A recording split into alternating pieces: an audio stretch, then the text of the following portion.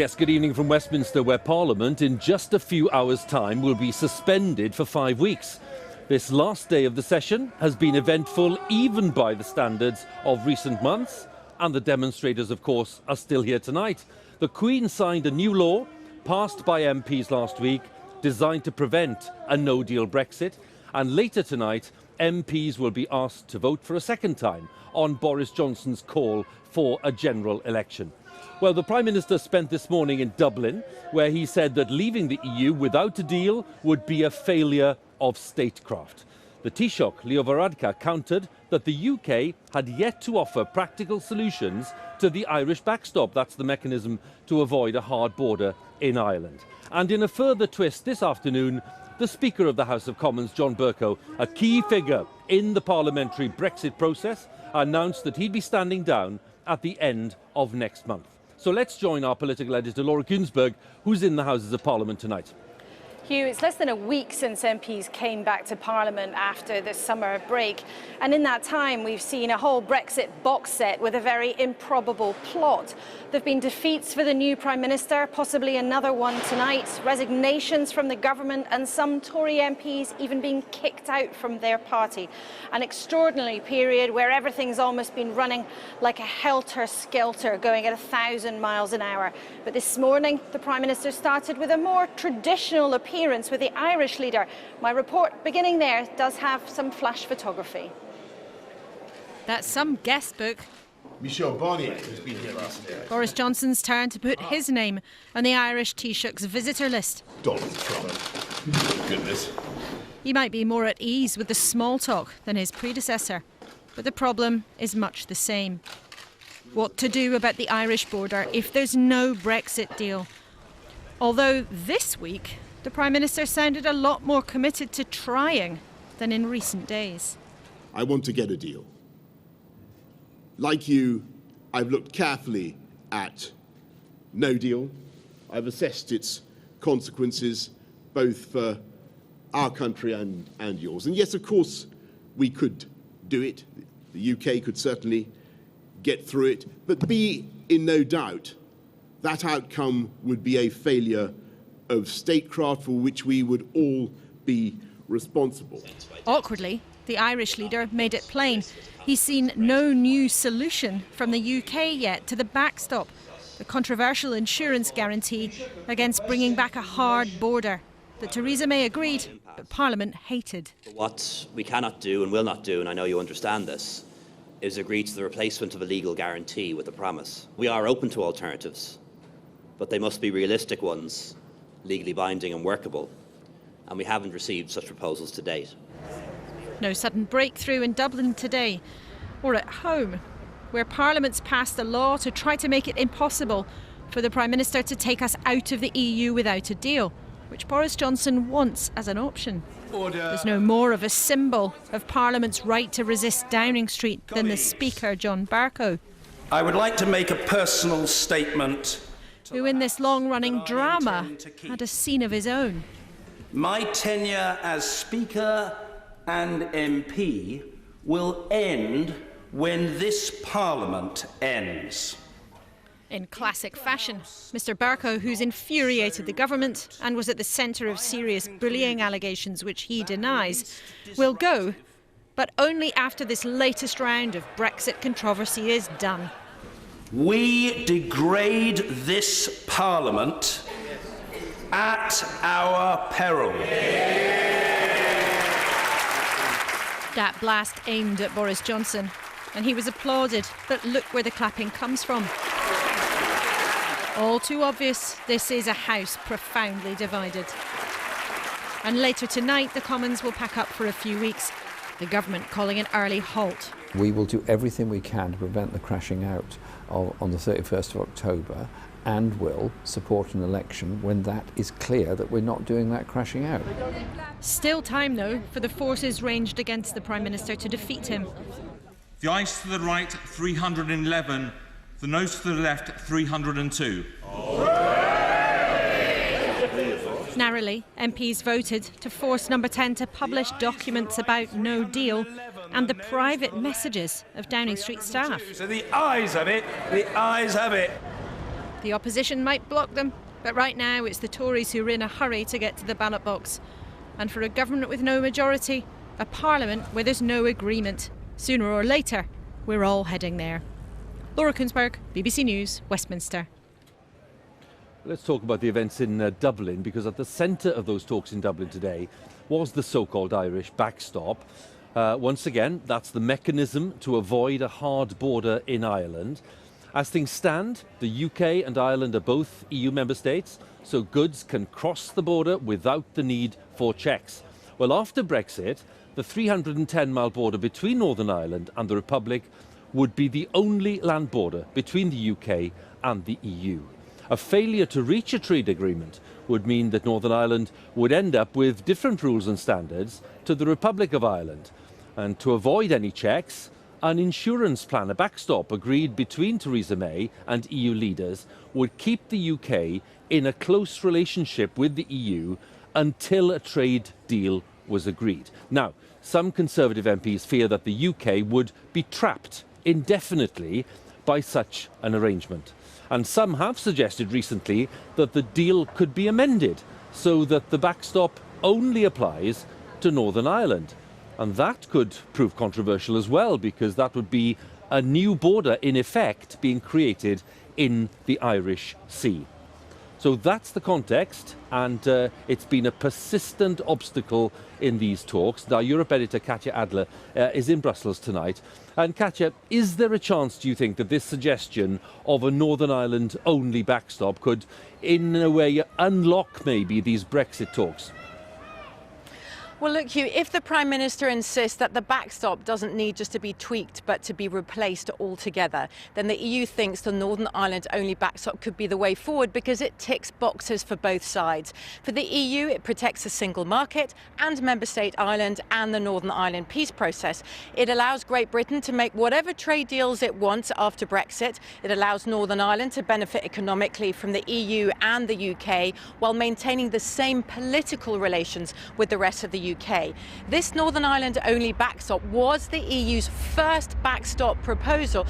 So, Huw, if the Prime Minister were to go for it, the EU could get it ready in plenty of time for that crucial EU leaders summit in mid-October, allowing Boris Johnson to say, job done, renegotiated, I told you so. But it is not all sunshine and light. The Northern Ireland-only backstop could potentially open up a whole can of worms.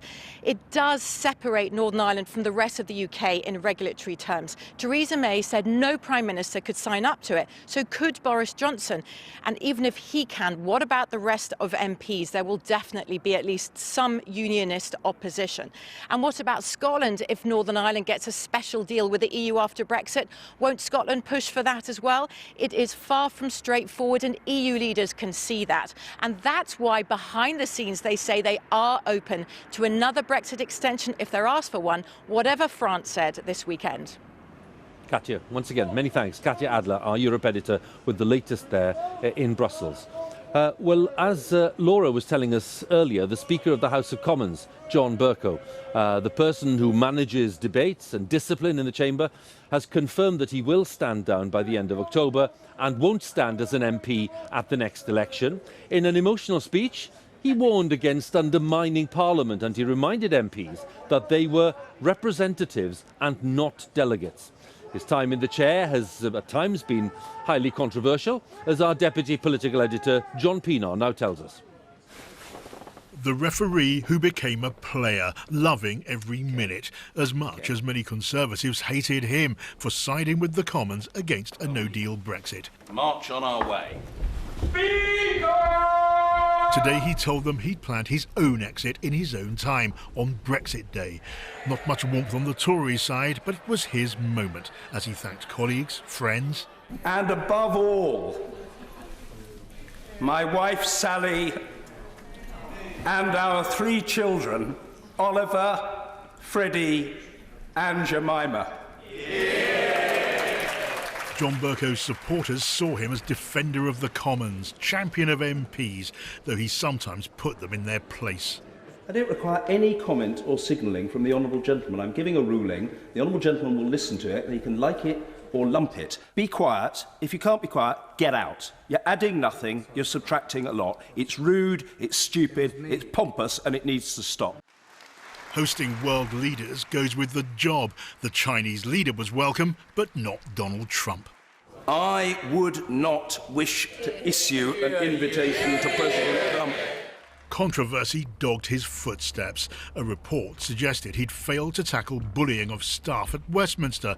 He had to deny bullying his own staff, and one minister claimed he'd called her stupid and challenged him. When an opposition member found that you had called me a stupid woman, you did not apologise in this chamber. Once he was a devout Tory. We are in so many ways. But in high office as Speaker, falling out with Tory Prime Ministers became a habit. Quite a career from fiery young Conservative. If that means shifting many state services and industries to the private sector, so be it. Lots of people are annoyed at this decision. What would you reply to that? To man in the news for defying a Tory government. And I wish you a good day. And he'll likely make another headline or two before he's done. John Pienaar, BBC News, Westminster. Well, we'll be talking to our political editor Laura Kuenssberg in just a moment, but let's have a quick look at some of the key dates ahead over the coming months. Parliament will be suspended or prorogued formally for 5 weeks at the end of business in Westminster tonight. MPs will return for the Queen's speech, in which the government lays out its key plans on Monday the 14th of October, and an EU summit will be held on Thursday the 17th of October, during which the Prime Minister hopes to be able, he says, to agree a new Brexit deal with European leaders. And if they reach an agreement that's then passed here by the UK Parliament, then the UK will leave the EU on the 31st of October. If not, well, the law now states that the Prime Minister will need to go to the EU and request another extension. And that is something that Boris Johnson has said he will not do. So with that in mind, let's join Laura again inside the Houses of Parliament. Laura, what is your view on whether the Prime Minister can deliver Brexit on the 31st of October? Well, Huw, has Boris Johnson had a rude awakening in the week or so since MPs have been back? Absolutely. Has he been defeated and, frankly, had a bit of a shocker when you look at how people who were in his party and the opposition parties have been working together to line up against him? And certainly this place has made it harder for him to stick to that goal of Brexit or bust, do or die by Halloween. But is it, as things stand, absolutely 100% impossible that he would be able to achieve that? Well, absolutely not. It's still possible, if though extremely tricky, that he might be able to get a deal with the EU in time. It's also still possible that Number 10 might find some kind of way, however controversial, of being able to get round the kind of delay that Parliament wants to force upon him. And more broadly, I just think that we've still got weeks and weeks here to go. 5 weeks before MPs are back here, and then another few weeks after that before that Halloween deadline actually hoves into sight. And there could be all sorts of things that no one in this place, even in the wilder moments in the last 7 days, have even contemplated that could unfold. Politics has changed a lot in the last few years since the referendum, but it's still true that a week is still a long time in this trade, let alone a month and a half, and nothing is truly off the table. Laura, once again, thanks very much. Laura Kuenssberg there with the latest inside the Houses of Parliament. Well, the Labour leader, Jeremy Corbyn, is expected to reject calls from senior party colleagues to campaign unequivocally to remain in the EU in the event of a general election.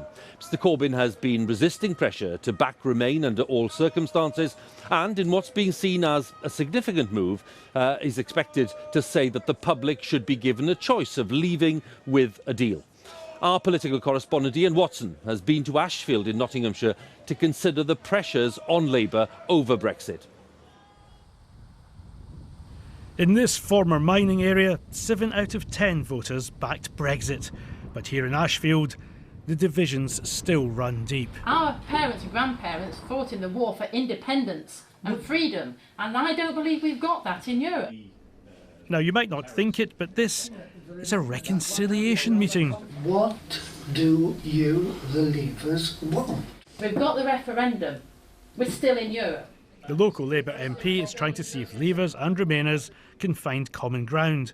But some Brexit supporters say Labour's been sitting on the fence for the past 3 years. I feel betrayed and I feel extremely disappointed.